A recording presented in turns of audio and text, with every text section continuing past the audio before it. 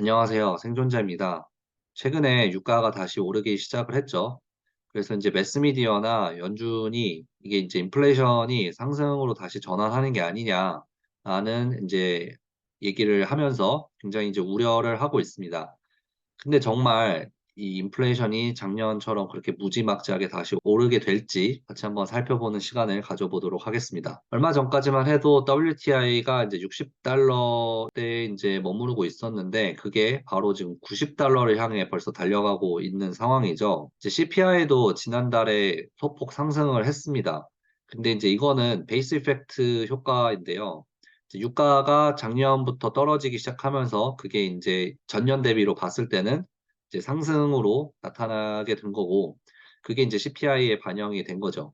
이제 월간 상승도 마찬가지고요. 지금 유가가 계속 오르고 있다 보니까 이제 유가에 의해서 지금 CPI가 상승을 한 건데, 물가가 몇 달 전부터 하락세로 계속해서 전환한 이후에 그게 이제 유지가 되면서 연준이 이제 곧 금리를 인하하겠다라는 기대감이 굉장히 높아졌었던 게 사실이죠.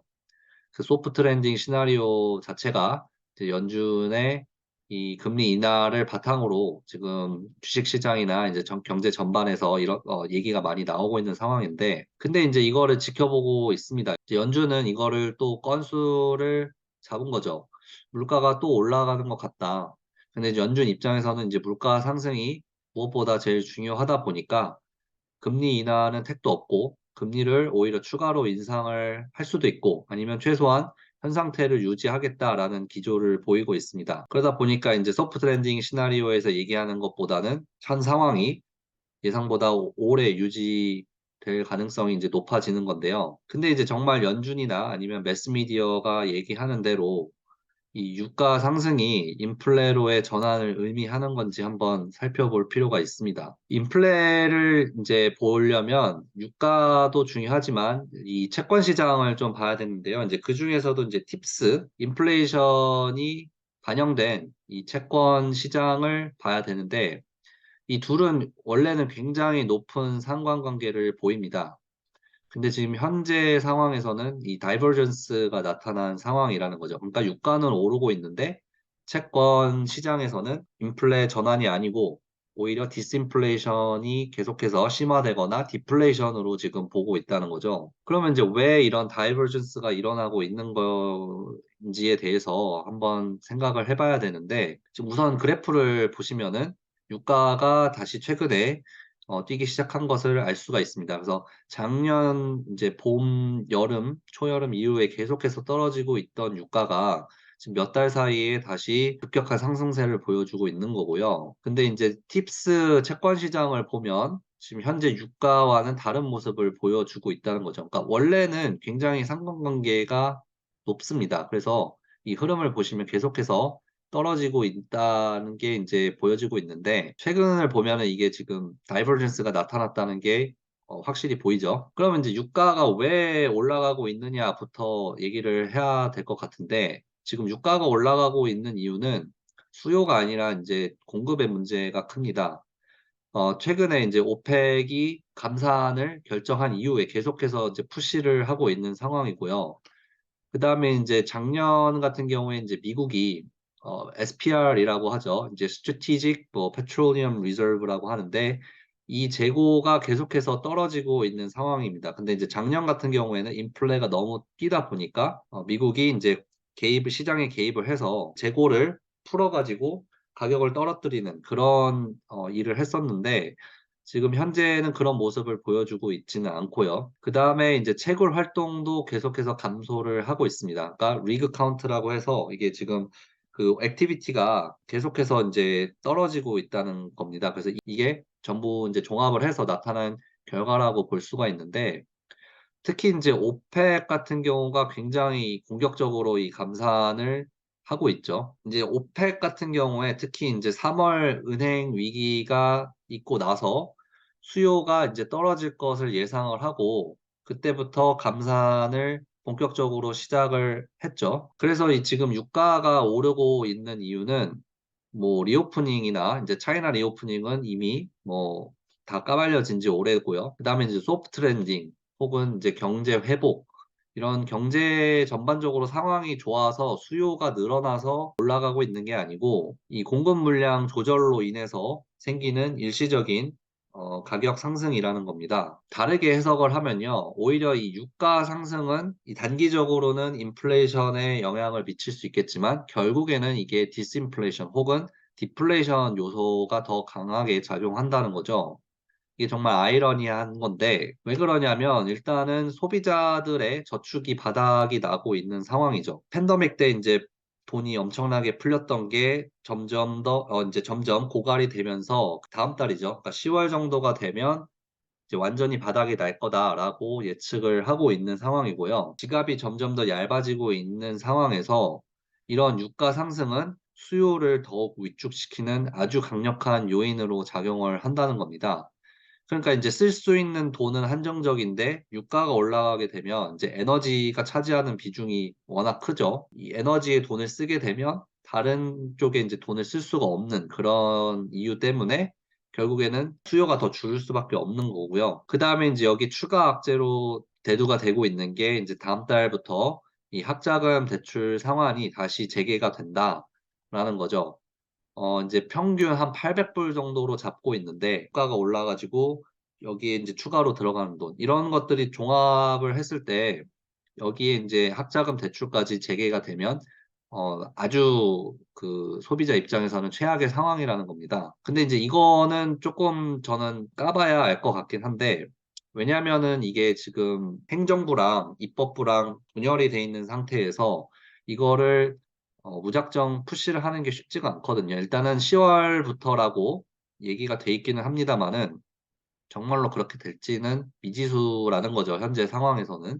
근데 인제 만약에 이게 없더라도 이미 경제 상황이 좋지가 않은데 만약에 이것까지 추가로 발생을 하게 되면 그야말로 인제 소비자들 입장에서는 이제 KO가 되는 그런 상황이 발생한다는 거고요. 그러면 인제 시나리오가 이렇게 되겠죠. 인제 소비가 점점 더 둔화가 되면서 그게 인제 기업 실적 악화로 이어지고 그러면 인제 가이던스가 조정이 되겠죠. 그러면서 그게 인제 주식 하락으로 이어지면서 결국에는 정리해고로 이어지는 결국에는 unemployment rate이 상승을 하게 되는 그게 인제 리세션의 일반적인 패턴인데 그게 지금 계속해서 진행이 되고 있다는 겁니다. 그래서 소프트 랜딩을 얘기하는 사람들이 굉장히 많지만 이 소프트 랜딩은 이 경제 사이클 그러니까 이런 비즈니스 사이클 안에서 항상 나왔던 얘기고요.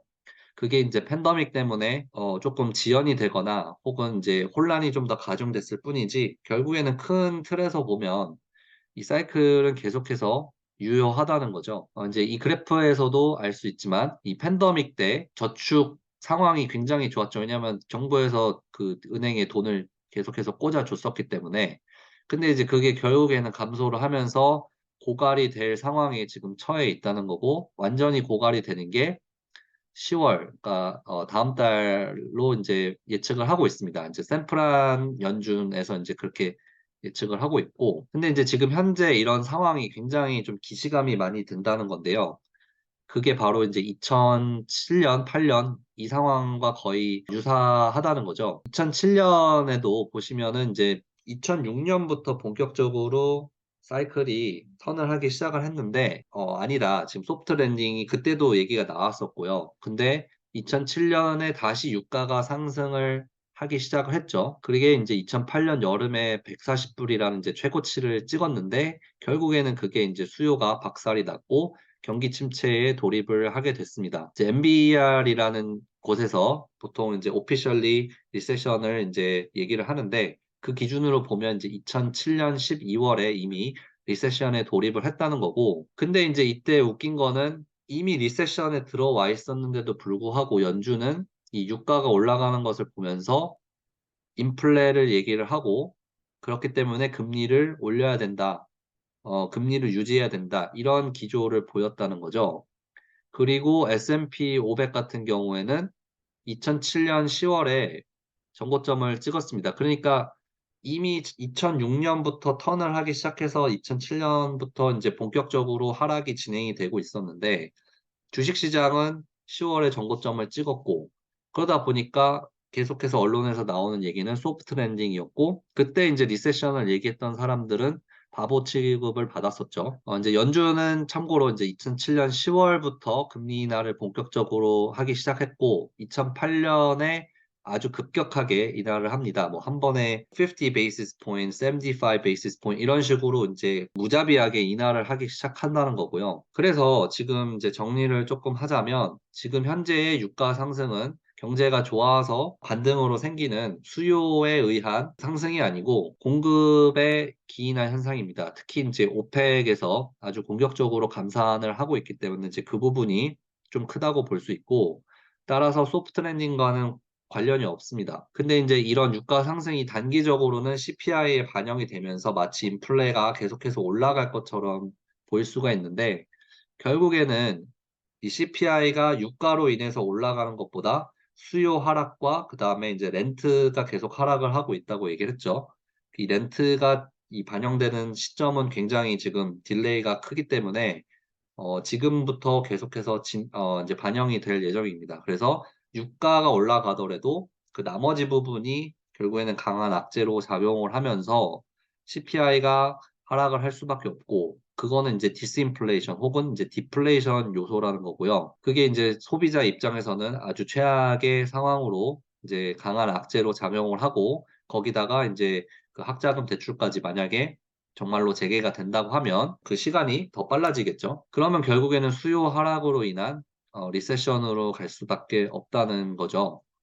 근데 이제 연준은 이거를 지금 빌미로 삼아서 추가 인상 혹은 금리 유지를 계속해서 외치고 있지만 결국에는 이제 리세션이 오게 되면 2008년처럼 그 금리를 내릴 수밖에 없다고 생각을 합니다. 하지만 이제 연준 입장에서 볼 때는 그게 이제 연준이 원하는 거기 때문에 이제 실제로 이제 경제 전반에 타격이 갈 거고 그다음에 지금 현재까지 금리를 인상했던 이 효과가 시간이 지나면서 점점 더 커지기 시작하겠죠. 보통 인제 얘기를 하는 게 금리를 처음에 올리고 나서 이게 인제 실제로 금리 인상 효과가 경제 전반에 영향을 미치기 시작하는 게 뭐 18개월에서 한 24개월 정도를 얘기를 하거든요. 그러니까 인제 작년 3 월부터 올리기 시작했으니까 지금 18개월이라고 치면 이제 연말부터 내년 초까지가 되겠는데 그래서 지금 리세션 그 예측이 계속해서 좀 밀려난 감이 있습니다. 그게 인제 팬데믹이라는 엄청난